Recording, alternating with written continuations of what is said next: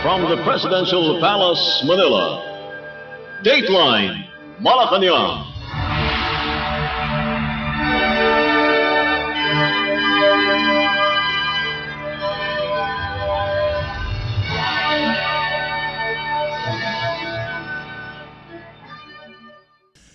G'day, this is Dateline Malacañang. Malacañang on Thursday said the Philippine government supports the two-state solution to address the Israeli-Palestinian conflict.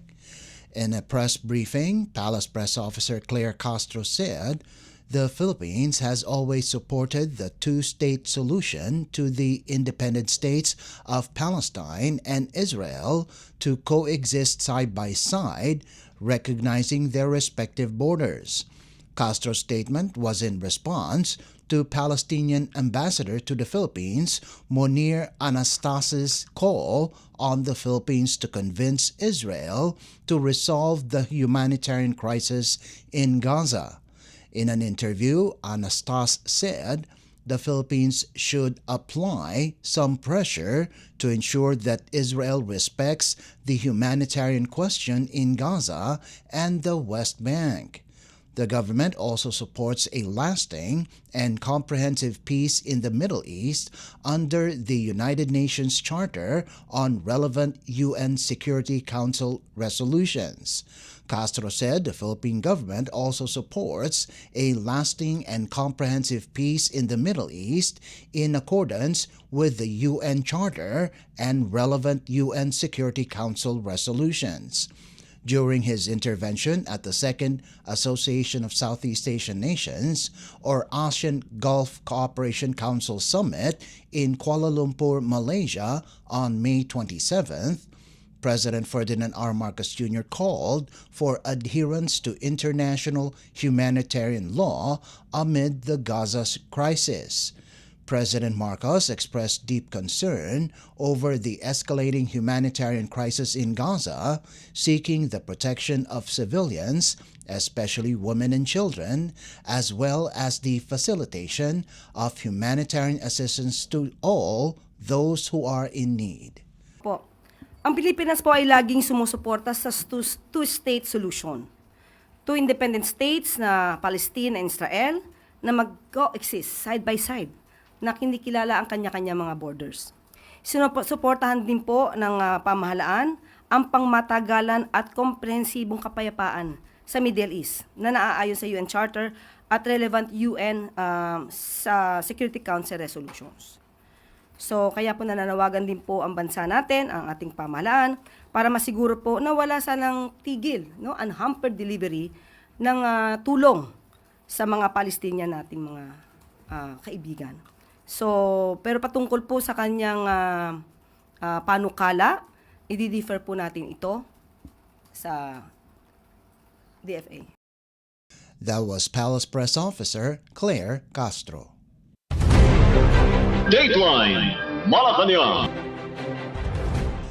Malacañang on Thursday said the United States or US's plan to tax the money sent home by foreign workers, including overseas Filipino workers or OFWs, has minimal impact on the Philippine economy.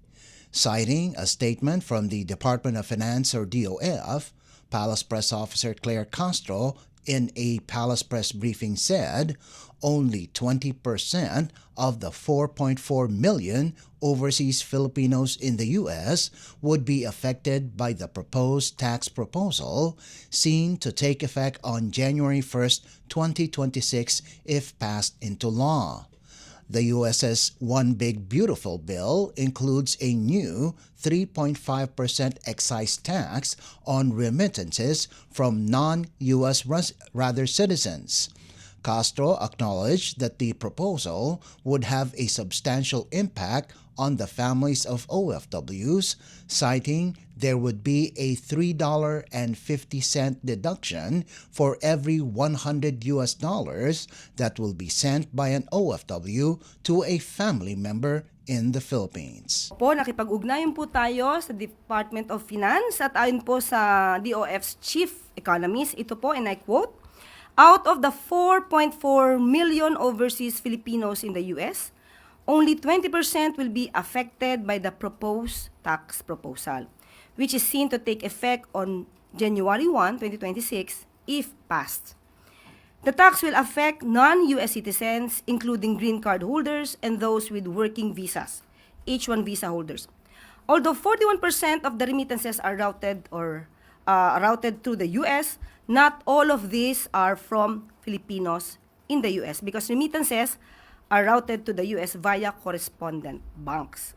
The expected loss in remittances might only be as much as $100 million out of the out of the 36.5 billion US dollars projected remittances in 2026. The estimated effect is minimal decline of 0.003% of GDP.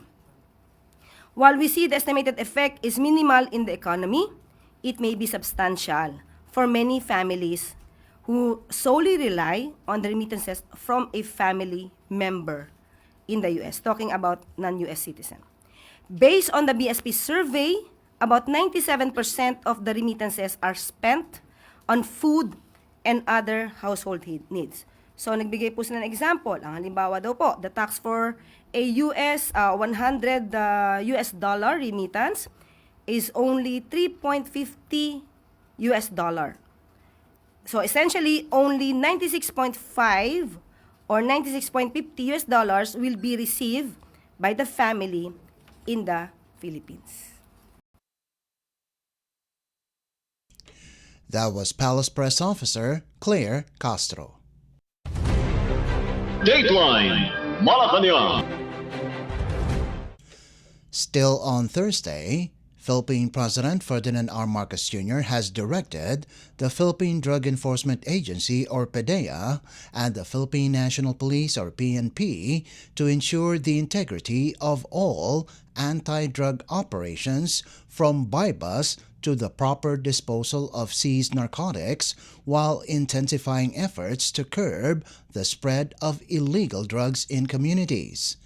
In a briefing in Malacañang, Palace Press Officer Claire Castro said the President's directive was for authorities to intensify anti-drug efforts without compromising legality and respect for human rights. Hinding-hindi titigil ang gobyerno hanggat hindi na uubos ang mga malalaking sindikato ng droga. Kahit aabot na sa halagang 62 billion pesos ang nasabat na droga mula 2022, nais pa rin ng Pangulo na gawing mas matagumpay pa ang tinaguriang bloodless war on drugs ng pamahalaan. Kaya ang utos ng Pangulo sa PDEA at PNP, siguraduhin ang integridad ng lahat ng operasyon mula buy-bust hanggang proper disposal. Maging mas listo upang maagapan ang pagkalat ng droga sa mga komunidad. Paigtingin pa ang mga operasyon, ngunit panatilihing payapa, makatao, at naaayon sa batas ang laban kontra droga. Buo ang paniniwala ni Pangulong Marcos Jr. na sa bagong Pilipinas, walang puwang ang illegal drugs.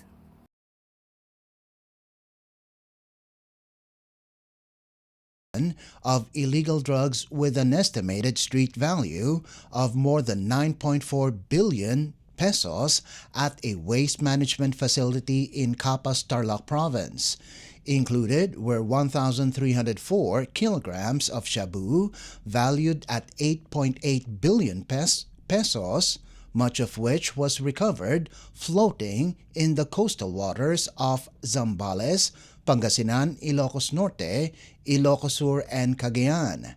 According to the latest PDEA report submitted to the President, the government has so far seized about 82.58 billion pesos worth of illegal drugs, including 11,039 kilograms of shabu between July 1, 2022 and June 25 this year.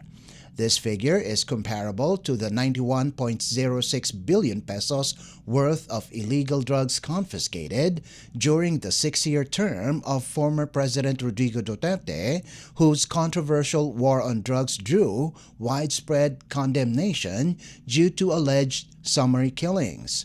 The PDEA data also showed that 271 drug suspects were killed in operations during the Marcos administration, a significantly lower figure compared to the 6,259 deaths recorded during Duterte's 6-year term.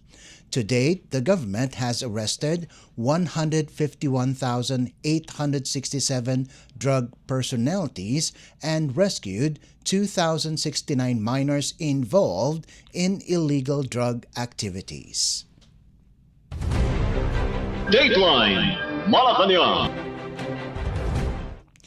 Meanwhile, Malacañang on Thursday responded to the allegations of Philippine Vice President Sara Duterte, saying that President Ferdinand R. Marcos Jr.'s attendance at the incineration of illegal drugs in Tarlac Province is just a photo opportunity. In a press briefing, Palace Press Officer Claire Castro said, the president personally witnessed the destruction of the illegal drugs and should serve as a warning to criminals.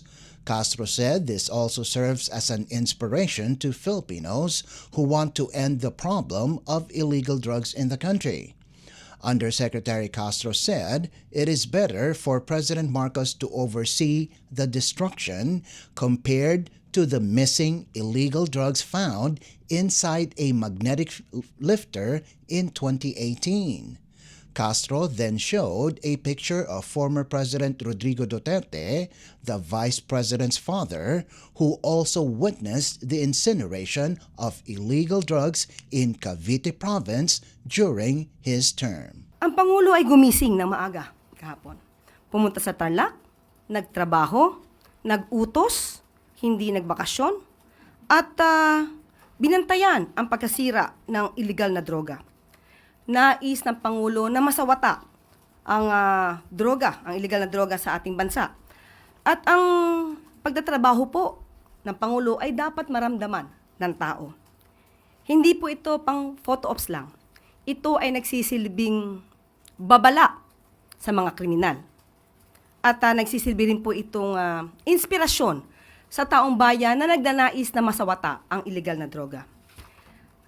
Mas maganda po siguro talaga na pasinayaan at makita mismo ng Pangulo ang pagsira sa mga illegal na droga na ito kesa po walang gawin sa mga nawalang illegal na droga sa magnetic lifter.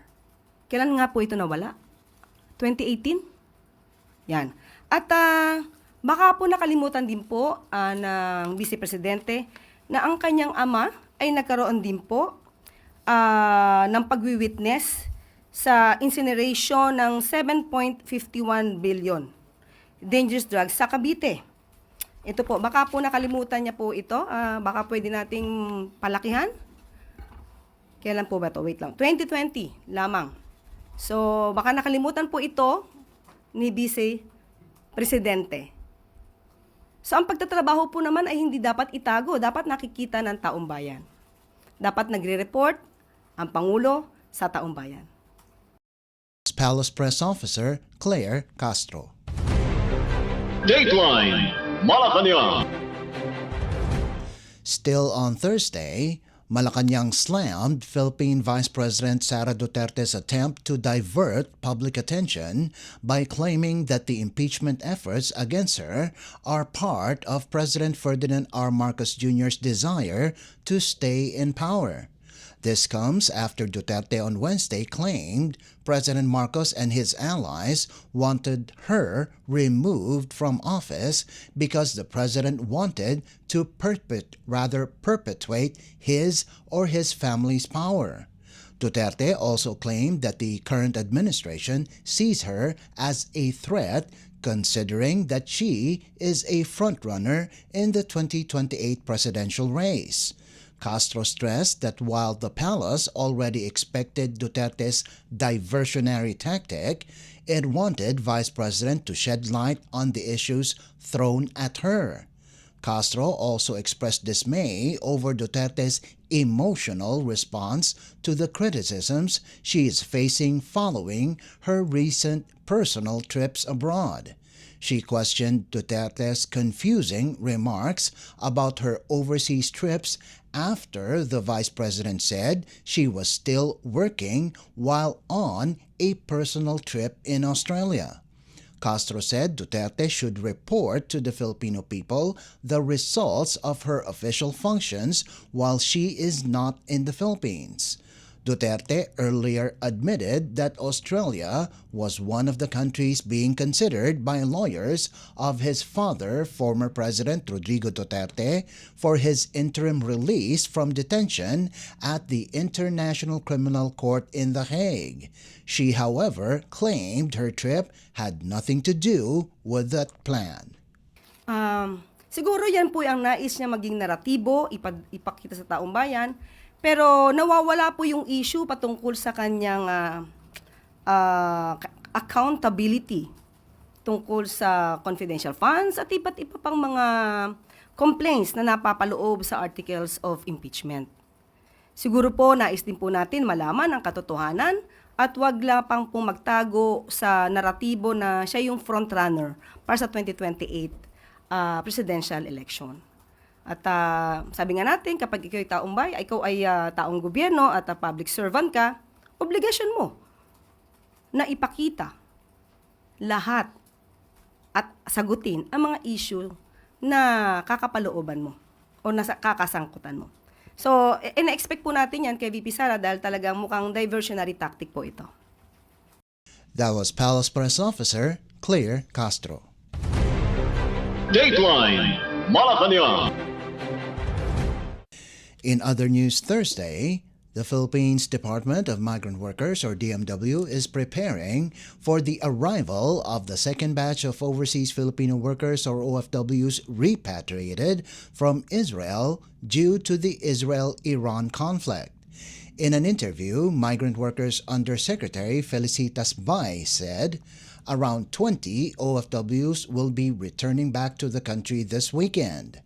Bay said that currently 346 OFWs in Israel have signified their interest to return to the country. Of the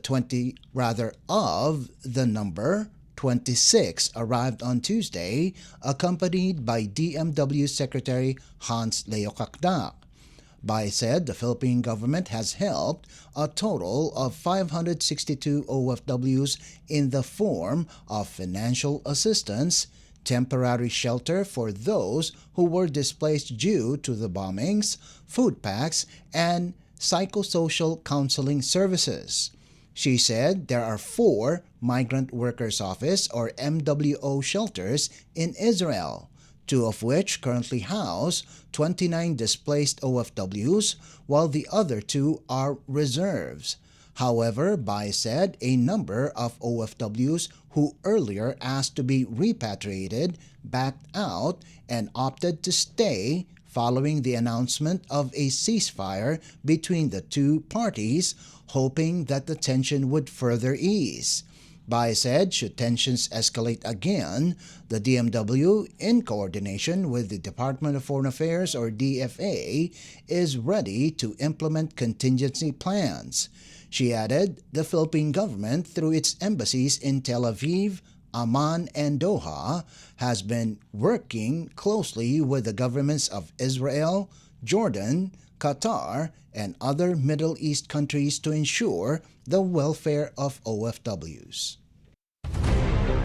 Dateline Malacañang. All government agencies are now required to establish and implement their workplace policies on human immunodeficiency virus and acquired immune deficiency syndrome, or HIV/AIDS. In a news release on Thursday, The Civil Service Commission, or CSC, said it issued the enhanced guidelines in the implementation of workplace policy and education program on HIV and AIDS in the public sector under CSC Resolution number 2500398. The CSC said the resolution was promulgated on May 23rd in a move to strengthen public sector response to the health issue and aims to promote awareness and support for persons living with HIV or PLHIV in government workplaces. The CSC outlined specific measures that agencies may adopt, including educational and awareness programs, access to information and services related to HIV prevention and treatment, adherence to occupational health and safety standards, and the promotion of non-discriminatory and confidential workplace practices. All agencies are urged to coordinate with the Department of Health, or DOH, and the Philippine National AIDS Council, or PNAC, in delivering accurate information and services such as counseling, testing, care, and treatment for employees. The CSC also said the confidentiality of employees' medical records and HIV status must be protected in compliance with the Data Privacy Act of 2012 or Republic Act or RA 10173. The policy applies to all public sector employees regardless of appointment status in national government agencies, local government units or LGUs, government-owned and controlled corporations with original charters, and state universities and colleges. The CSC also required agencies to report their HIV and AIDS prevention and control initiatives to the PNAC annually. Dateline Malacañang. And finally, the Philippines Department of Budget and Management, or DBM, has approved the release of 309 million pesos for the construction of Child Development Centers, or CDCs, in 103 villages nationwide. The funding is sourced from the Local Government Support Fund, Financial Assistance to Local Government Units, or LGSFFA to LGUs, under the 2025 national budget. Budget Secretary Amena Pangandaman said, in compliance with the directive of President Ferdinand R. Marcos Jr., they are addressing the needs of children even before they enter school. Pangandaman added that this is part of the agency's continuing support for child development centers aimed at giving children a fair start even before they step into classrooms. A total of 328 low-income LGUs are set to benefit from the broader program, with 89 located in Luzon, 106 in the Visayas, and 133 in Mindanao, including those in the Bangsamoro Autonomous Region in Muslim Mindanao, or BAR. Each LGU must provide at least 150 square meters of land and sign a Memorandum of Agreement with the Early Childhood Care and Development, or ECCD, Council. They are also expected to assume operational responsibilities to sustain the CDCs.